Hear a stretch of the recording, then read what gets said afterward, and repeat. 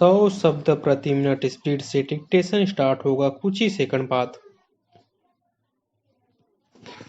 Start. सभापति जी, आपात स्थिति लागू होने के बाद देश असामान्य स्थिति के दौर से गुजर रहा है।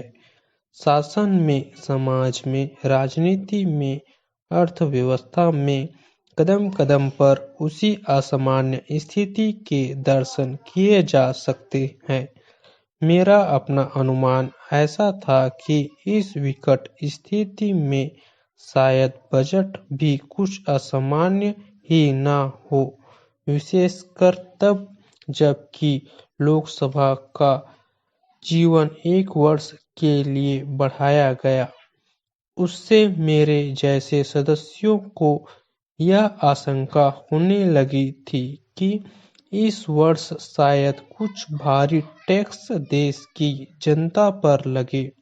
लेकिन जिस तरह का बजट पेश किया गया है, इसको अगर मैं एक शब्द में कहूँ तो यह असामान्य स्थिति में सामान्य बजट है। बहुत दिनों के बाद सरकार कुछ व्यवहारिक बनी है। कई सालों से इस बात की मांग थी कि सरकार देश में आर्थिक संतुलन बनाए रखने के लिए व्यवहारिक कदम उठाए। इस बात से तो सरकार चिंतित थी कि देश में करोड़ों रुपए का काला धन जमा हो रहा है, लेकिन उसके कारण क्या है, किस तरीके से भविष्य में काला धन न बने, उसको रोका जा सके, इस बात की ओर कोई विशेष ध्यान नहीं दिया गया। पैरा महोदय, उत्पादन आज अनाज का घटता जा रहा था। इसकी चिंता सरकार को थी, लेकिन क्यों घट रहा था, इसके कारणों की ओर ध्यान नहीं दिया गया। मजदूर आंदोलनों और हड़तालों से सरकार चिंतित थी, लेकिन उनके पीछे कौन से कारण थे, उनकी ओर विशेष ध्यान नहीं दिया गया। इस तरह से जो विदेशों में बसे हुए भारतीय हैं, वे करोड़ों अरबों रुपए की राशि विदेशों में जमा कराते हैं, किंतु भारत में उस पूंजी को नहीं लगाया जा रहा है।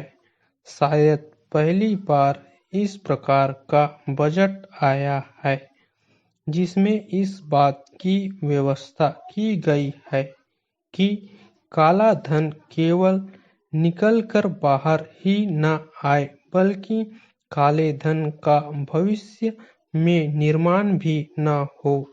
इसके लिए शीघ्र कदम उठाए जाने चाहिए। मैं समझता हूँ सरकार ने इसी कारण आयकर की सीमा 77% से घटाकर 66% की। लेकिन जो देश की और दुनिया की स्थिति है, उसको ध्यान में रखते हुए अगर हमें सचमुच काले धन के निर्माण पर रोक लगानी है, तो संभवतः इस कदम को और पीछे ले जाना पड़ेगा, जिससे स्वतः आयकर देने में या दूसरी तरह से टैक्स देने में कठिनाई न हो और लोगों को चोरी और बेईमानी करने की आदत से बचाया जा सके। पैरा महोदय, उत्पादन में श्रमिकों की साझेदारी के बारे में भी सोचा गया है और कुछ निर्णय भी लिए गए हैं ताकि उत्पादन में श्रमिकों को भी कुछ भाग मिल सके। यह बहुत बड़ा कदम है।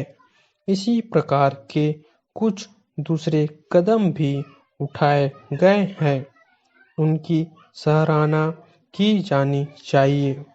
मैंने भी इसलिए इसको सामान्य बजट कहा। मैं शायद इस बजट को आदर्श बजट कह सकता था, यदि किसानों के लिए भी सरकार ने उदारता और खुले दिल से कुछ निर्णय ले लिए होते। स्टॉप।